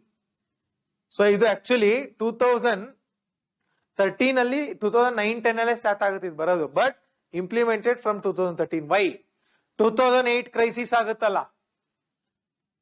Financial crisis in America, Lehman Brothers, subprime lending crisis. After that, they are going to give this Basel III norms. So, it takes effect in 2013.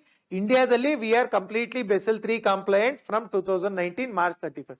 It also speaks about capital adequacy. Not only capital adequacy, it speaks about stress test. I told you what is stress test. What is the capital, what is the stress test, okay? Then it focuses on quantity and quality of capital. What is quantity and quality of capital? Quantity means the amount of money, amount of assets. Quality means what is the quality of that asset. See, if you want money from the bank, you would pledge your property, right? Pledge your property. So, how much property is quantity? Whether that property is good or not, whether it is worthy or not, that is quality, right? Clear? Okay. So, this pen, it has this much height, that is the quantity. Whether it is of good material, that is quality, right? So, quantity and quality of capital, adru bage. So, idralli, they give capital adequacy ratio 11.5%, CAR, capital adequacy ratio, also called as capital to risk adequacy ratio, CRAR, erdu onde. It means 11.5% of the capital should be set aside. 11.5% of the capital should be set aside for any risk, right? Okay. Next, we have three pillars. Basel III and they are going to ask, probably Basel I and Basel II, they are not going to ask. Basel III, they will ask. See, Basel III, the first pillar is risks. I told you the risk. What are the risks? We will discuss here. Credit risk, market risk, operational risk. So, Basel III, first pillar is risk. Second pillar is banking supervision, improving the banking supervision. In order to counter the risk, banking supervision should be increased. In order to counter the risk, banking supervision should be increased. That is the banking supervision. Bank mele haddin kannittirbeku. Or bank should keep birds or eagle eye on the assets. Clear? In order to reduce the risk. Next, requirement for higher disclosure. The third pillar is requirement for higher disclosure. And there is bad asset. Bank knows it. They are not going to tell the government. Because they don't tell it, they have to keep their own capital alva set aside. So they are not going to tell it. So this Basel III says you have to keep aside more capital. You have to disclose your capital.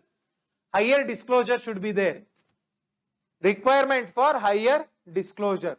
So these are the three pillars of Basel III, right? So now we will discuss the risk, three risks. One is credit risk. Credit risk is self-explanatory.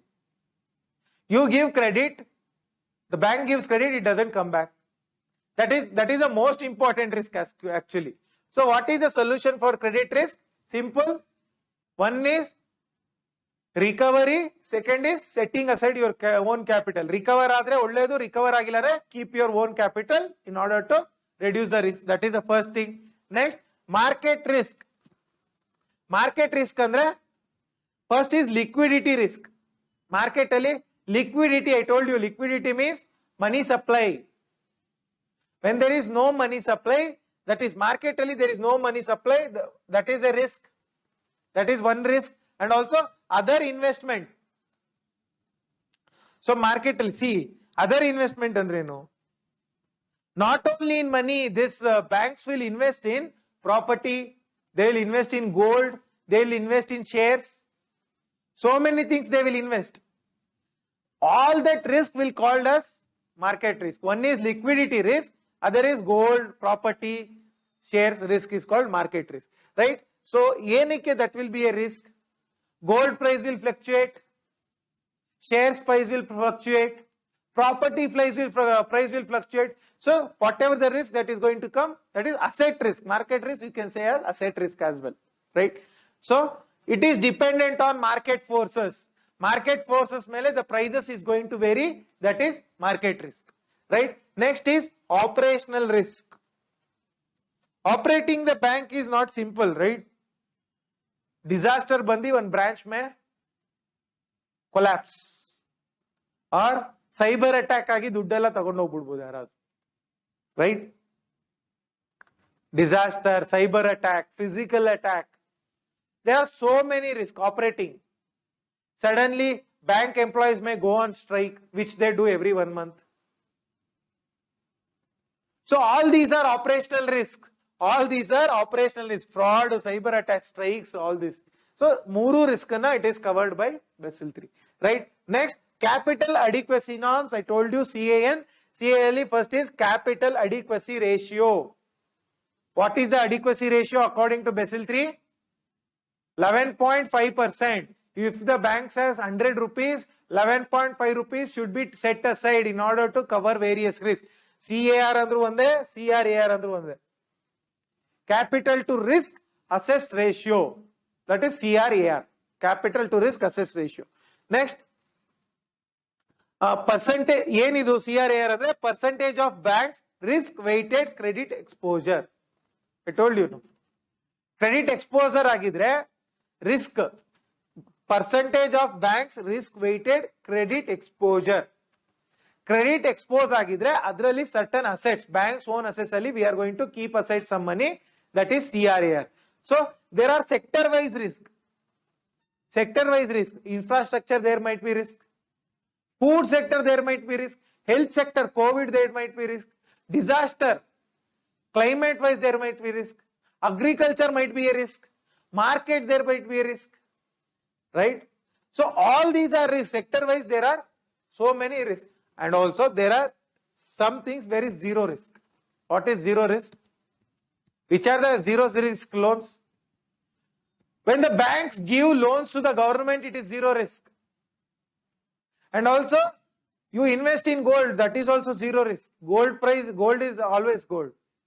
So those are zero risk lending, right? Okay. Next.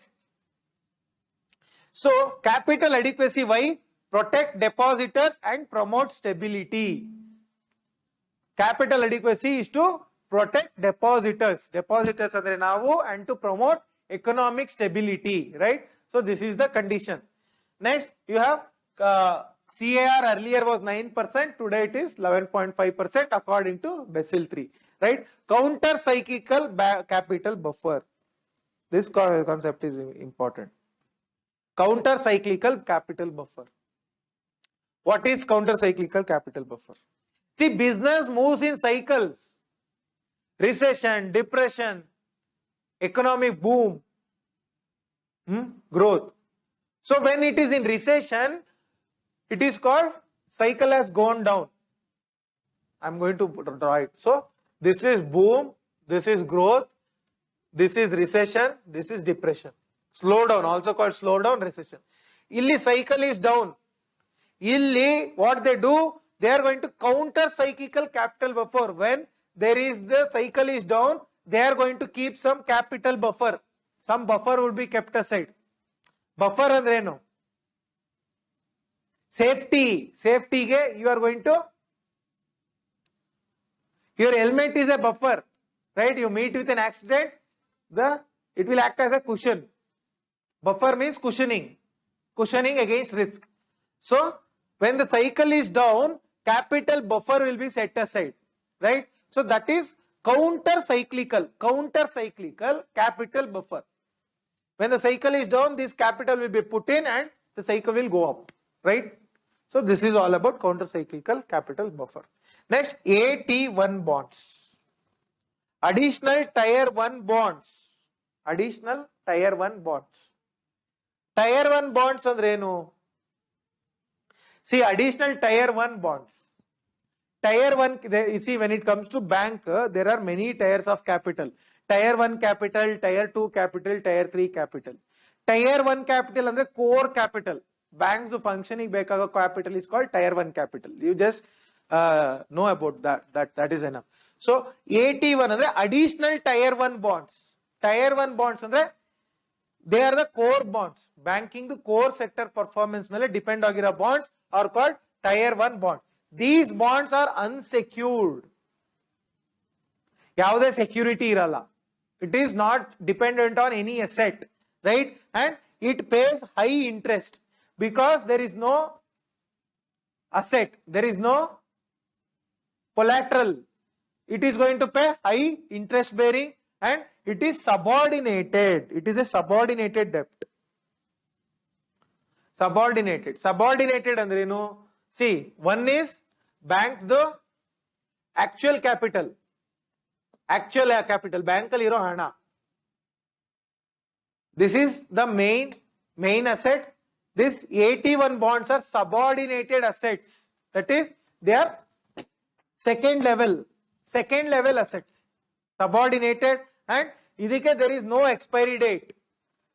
AT1 bonds, they are going to ask directly AT1 bonds, additional Tier 1 bonds. So you should just know what it is. High interest bearing, it is unsecured, it is subordinated. It is not the main capital, it is a second level capital of the bank and it doesn't have any expiry date. Bonds there is no expiry date, it is lifelong and these are quasi-equity instruments. Quasi-equity instruments. What is quasi-equity instrument? See, these bonds after some years they can be converted into equity or they themselves can act as a equity. You hold this bond. See, you take bond from the bank, AT1 bonds, additional Tier 1 bonds. So this you act like, it acts like a equity and you act like a owner of the bank. Some percentage of the equity in the bank is with you because you own the bond. So it is quasi-equity, but it is not complete equity. Quasi. Why quasi? Not complete andre complete equity idre share price ಜಾಸ್ತಿ ಆಗುತ್ತೆ ಬಿದ್ರೆ ಬೀಳುತ್ತೆ. Quasi equity andre it is fixed. That is one thing. Then this AT1 bonds which bank issues are regulated by RBI. So it is a minor concept. ಜಾಸ್ತಿ ತಲೆ ಕೆಡಿಸ್ಕೊಳ್ಳೋದು ಬೇಡ. You just know these points, more than sufficient. Next you have India and CAR. India dalli what is the capital adequacy ratio? What is the capital adequacy ratio in India? See, the capital adequacy ratio in India is 11.5%. It is 11.5%. It is as per Basel III. So there is capital conservation buffer. Capital conservation buffer. Andre, in order to see buffer, I told you what is buffer? Conservation. In order to conserve the capital of the bank, this much money we have to keep aside. So this is the concept. So this concept you should know. Capital conservation buffer. CAR is a capital conservation buffer, 11.5%. So what are the challenges in India? One is non-performing assets. Assets which are non-performing. Second is low profits. Banking sector, there is low profit, very less profit, and also no lender. If the banks want loans for themselves, nobody is going to give the bank. There is no lending. Banks cannot mobilize the capital. Banks do not have any lender, that is, the no lender concept, right? So these are the challenges for banks in India. Next, recapitalization. Recapitalization. I told you what is recapital. Bank has certain capital, they are going to lose the capital by giving it to some ineligible person. Government is going to pump in capital again. That is recapitalization. So Indradhanush scheme 2015 speaks about this recapitalization. How recapitalization will be done? See, this concept is important. First, what they do, government issues bonds, recap bonds anta issue madutte. So what these people, banks do andre, they are going to buy the bonds. Recapitalization bonds they are going to buy. Who? Banks. By buying the bonds, government is going to get money, right? Recap bonds. See, here is government, here is bank. This is going to give them bonds, recapitalization bonds. These banks will buy the recap bonds. So banks, in order to buy the bonds, they have to give money to government, right? So government will get the money. So in turn, this money, what government does? It invests in the share. Bank shares will invest madutte. Bank share will invest madadaga, share price will go up. Everybody will start taking bank shares because government has invested. When government invests in a bank, it increases the confidence in the market. The share price will go up. When share price go up, profit of the banks will increase. Not only profit here, but also what? E bonds iruttala, bonds tagondiruttala. These bonds will also get interest. They pay interest because they have bought the bond. Government will pay them interest. So illu bank ದುಡ್ಡು ಬರುತ್ತೆ, ಇಲ್ಲೂ ದುಡ್ಡು ಬರುತ್ತೆ. What they do? Later they are going to sell the this shares idiyalla, which government has bought. They are going to take the shares back. So likewise, it will benefit the bank also, government also. So this is how recapitalization will be done. It is a win-win situation antare. Bank will also benefit, government will also benefit. That is the so this is the equity. So this is the concept, recapitalization andre. Whereas illi equity and debt capital ratio, how recapitalization will be done andre, equity, bank al equity share iruttalla adu plus debt andre bonds. Idrad ratio irutte. Debt capital ratio. When, see, you just know this much, recapitalization would be done by readjusting equity and debt capital ratio. Readjusting the equity and debt capital ratio. Equity will increase, debt will decrease. Equity will increase, debt will decrease by recapitalization. When the government adjusts this equity and debt capital, then recapitalization will take place. So it is changing of this ratio. Equity andre share appa innenilla. You know, right? Equity will increase. Why? Government is going to buy the shares. Equity will increase. Debt will decrease automatically because it is making profit. The banks are making profit. So the debt is going to reduce. So when this ratio changes, it is the recapitalization. Recapitalization bonds took by the PSCs. Advantages. What are the advantages of the recapitalization bonds? One is no taxing. See, recapitalization bond, what are the advantages? I'll tell you. See,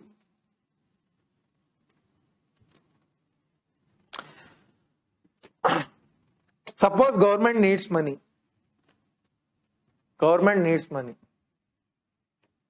So government will take it from the market. They are going to borrow it from the market, right? So recapitalization bonds alli, they are not borrowing from, so market will borrow madutte or it is going to tax the people. More taxation. So recapitalization bond na sell madadre, banks are giving money to the government. So there is no taxation on public. Public will be saved. That is one advantage, right? The second advantage is no crowding out. No crowding out. When the government wants money, they are going to take the money from market, I told you. So it leads to less money in the market. So that less money is called crowding out. I told you that other day. Crowding out of investment by government. So crowding out agala because they are getting the money from banks. That is the second concept. Then this selling of bonds by government, it is safe investment. I mean, the banks buying government bonds is safe investment because government is never going to default. The safe investment will be there. Disadvantages. Disadvantages. What are the disadvantages? Moral hazard. Moral hazard. What is moral hazard? See, first of all, these banks, why did they give loan to ineligible people? So it will ensure that they are going to give bad loans again and again. Government is going to recapitalize them again and again. So it leads to moral hazard. Morality, it is wrong, they are going to say. So also, fiscal deficit will reduce. Fiscal deficit will reduce. Fiscal deficit, I told the other day, fiscal deficit reduce another in order to fill the fiscal deficit gap. Fiscal deficit gap idiyala, a gap na fill madake, the government is going to borrow. I mean, via selling these bonds. So fiscal deficit, it is going to help.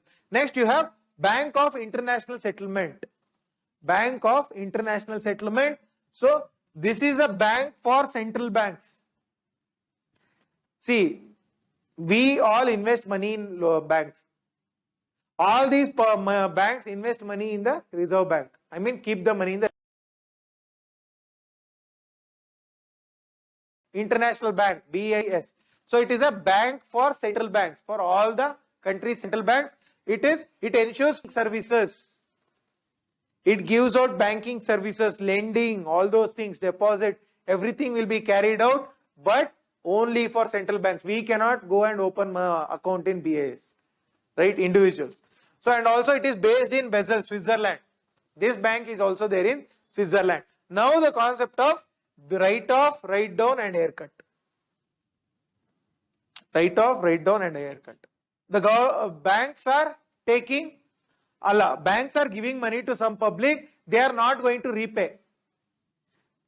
So, repay. So, write down andre, suppose there is 10 crore loan, the bank will, so you cannot repay the entire 10 crore. So what you write down, what the bank is going to do, they are going to ask, you just pay 6 crore. That is write down. Write off, andre, this entire 10 crore will be given off. You don't pay anything. Write off, write down. So haircut, andre, first see, both of the things are called haircut. Cutting the loans. So haircut ali, you have two concepts. One is write down and another is write off.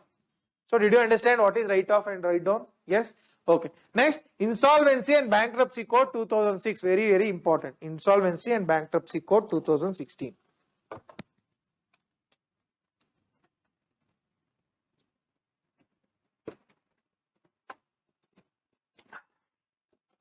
See, before this IBC code, there was SURFACI Act. SURFACI Act ittu, ARC companies were there. ARC companies, SURFACI Act, and also there were many legal provisions. Courts, they used to go and take the money. I mean, take the warrant against defaulters and recover the money. So the process was very complicated. Process was very complicated and money could not be easily recovered. So banks were going into lot of losses. Banks were going into lot of losses and SURFACI Act, all these acts were failing. So because of that reason, so munche there was no effective law. Rather there were multiple laws, none of which was effective. So avaglene they bring in this Insolvency and Bankruptcy Code 2016. So earlier there were no desired results. This is the background about IBC 2016. So highlights of IBC, highlights. First is insolvency. It is going to mean, it gives the meaning of insolvency. Insolvency means some person has taken the money from bank, he is not able to repay. That person is insolvent. He is not able to repay the loan. That is the meaning of insolvency. Bankruptcy andre eno? He doesn't have any money at all. He has gone Diwali. That is bankruptcy. Insolvency, this is inability to pay loan. Bankruptcy is complete loss. So this is the meaning of insolvency and bankruptcy given by the IBC code. So it also ensures insolvency professionals. Insolvency professionals. What is insolvency professionals? IP. So IPs alli what happens? See, some company has defaulted. They are not giving loans back. So avaga this what they do, this debt recovery tribunal anta barutte or National Company Law Tribunal. What they do, they are going to appoint insolvency professionals. These are like asset managers. These people, what they do, they take earlier ARC tagonta ittalla. Instead of that, insolvency professionals, they are going to take that loan and make it profitable or sell it and give the money to the bank. So insolvency professionals will be appointed, and also there will be insolvency professional agencies.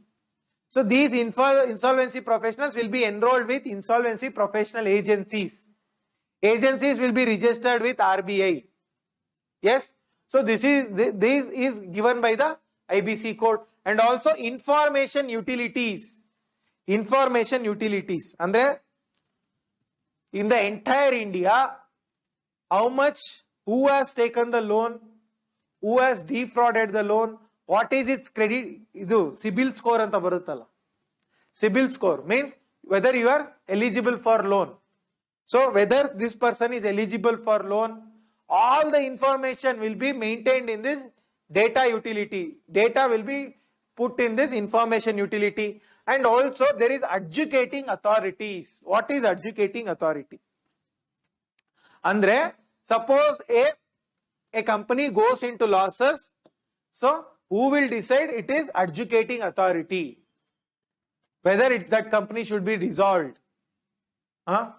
Whether it should be sold. So it will be decided by adjudicating. There are two adjudicating authorities. Suppose individual, I am going to defraud or make losses to the bank. The case will go to debt recovery tribunal. Debt recovery tribunal is going to take the money from me. Or else if a company defrauds, company mosa madadre, it will go to National Company Law Tribunal. So there are two adjudicating authorities mentioned in this. What they do, adjudicating authorities, first they are going to initiate the process. Insolvency process they are going to initiate in first place. When the asset become non-performing asset, they are going to initiate the process. They will appoint the insolvency professional. Insolvency professional appoint madtare, and also they are going to approve the insolvency plan. This insolvency professional, what they do, he will give a plan, proper plan. A company which has defrauded, how to make this company or revive this company, how to recover money from the company. This insolvency professional is going to give a plan, and that plan will be approved by these adjudicating authorities, right? And also this resolutions professionals works under committee of creditors. What is a committee of creditor? See, earlier before the IBC, only the banks could initiate the SURFACI Act. Andre, some company will cheat the bank matra insolvency, andre was able to take over the loan. Take over the property, collateral. Now, not only the banks, creditors, and who are the creditors? See, so there is suppose let's say there is a TV company. They on credit, they would have taken some wires from some company. They can also initiate the, not only bank, creditors, sala kotirtare, everybody can initiate the insolvency proceedings. Not only them, employees employees can also initiate the insolvency proceedings, right? So these are the who can, so all of them, sala kotirtare, there will be a committee of creditors. So this person, insolvency professional, will work under the directions of Committee of Creditors. Committee of Creditors ಏನು ಹೇಳ್ತಾರೆ ಅದರ ಪ್ರಕಾರ is going to work and revive the company. Clear? Okay. So ಇಲ್ಲಿ there is a Insolvency and Bankruptcy Board. IBBI, Insolvency and Bankruptcy Board of India anta they have formed, and it is a quasi judicial body. Quasi judicial ಅಂದ್ರೆ it is not a complete judicial body, half judicial and half executive. Executive, half of them will be appointed by government, half of them will be judicial, right? Quasi judicial body. Procedure and process. What is the procedure and process of insolvency? First, insolvency idadmele, insolvency there is a minimum amount. For individual it is 1000 rupees. 1000 rupees male mosa madidre insolvency proceedings can be started. For companies it is 1 lakh. Companies ge 1 lakh minimum amount to start the IBC, insolvency code, insolvency proceedings. Initiation yaar madbodu? Creditor or anybody. I told you, anybody who has given, who is a stakeholder. Next, it goes to committee stage. It goes to committee stage. Which committee? Committee of Creditors. Committee hogutte. There, see, within 180 days the loan has to be recovered. Within 180 days, the timing for recovery of loan is 180 days. So insolvency professional on plan kodtane, that is going to go to the committee stage. They are going to approve the plan and the company assets will be liquidated. Liquidated andre haraj hagtarella. Liquidate ಮಾಡಿ, they are going to take money from that company and give the bank. They will also, so illi waterfall, liquidation, company haraj hagtare, waterfall andre who will be given money first? First, the money will be given to insolvency professional. You insolvency plan ella maadi kotirtanalla. So the first money will be given to insolvency professional and insolvency professional agency. Second, it will be given to the banks. Third, it will be for employees. Yes. Fourth, for government. Fifth, for preferred stockholders. Sixth, for normal stockholders, normal shareholders. ಈ ತರ waterfall model ಅಲ್ಲಿ they are going to settle the money. ಏನ್ ದುಡ್ಡು ಬರುತ್ತೆ ಈ ತರ first ಇವ್ರಿಗೆ ಕೊಡ್ತಾರೆ, ಇಲ್ಲಿ ಮಿಕ್ಕಿದ್ರೆ ಇವ್ರಿಗೆ ಕೊಡ್ತಾರೆ, ಆ ತರ waterfall model, right? Next, significance. Will going to discuss this and end the class today. Significance. Significance of insolvency bankruptcy code. What is the significance? One is creditor is in control. ಯಾರ್ಯಾರು ಸಾಲ ಕೊಟ್ಟಿರ್ತಾರೆ, everybody can control the company. Everybody, whoever has given the debt, they can control the company. That is the first significance. And there is easy exit route. Banks can immediately give the loan to the ARC. ARC company loan kotputtu, they can exit from it. So easy exit route for the banks, right? Also easy exit route for the defaulting company. Yaar mosa madirtare, they can also exit from the company just by selling the company, right? That is one thing. Speed, within 180 days everything will be done. Money would be recovered. That is the third thing. Next, ease, it will increase the ease of doing business, right? Ease of doing business will be increased, right? And also it will reduce the bad loans. It is going to reduce the bad loans. Bad loans ಏನಿದೆ, that will be reduced. Bad loans ಅಂದ್ರೆ ಏನು? Loans which are not recovered are bad loans, right? Then most significant advantage is it is a single code. Single code. There are no multiple codes. There is only one code for recovering the money. Tomorrow we will discuss the advantages of the IBC and complete the banking chapter, right?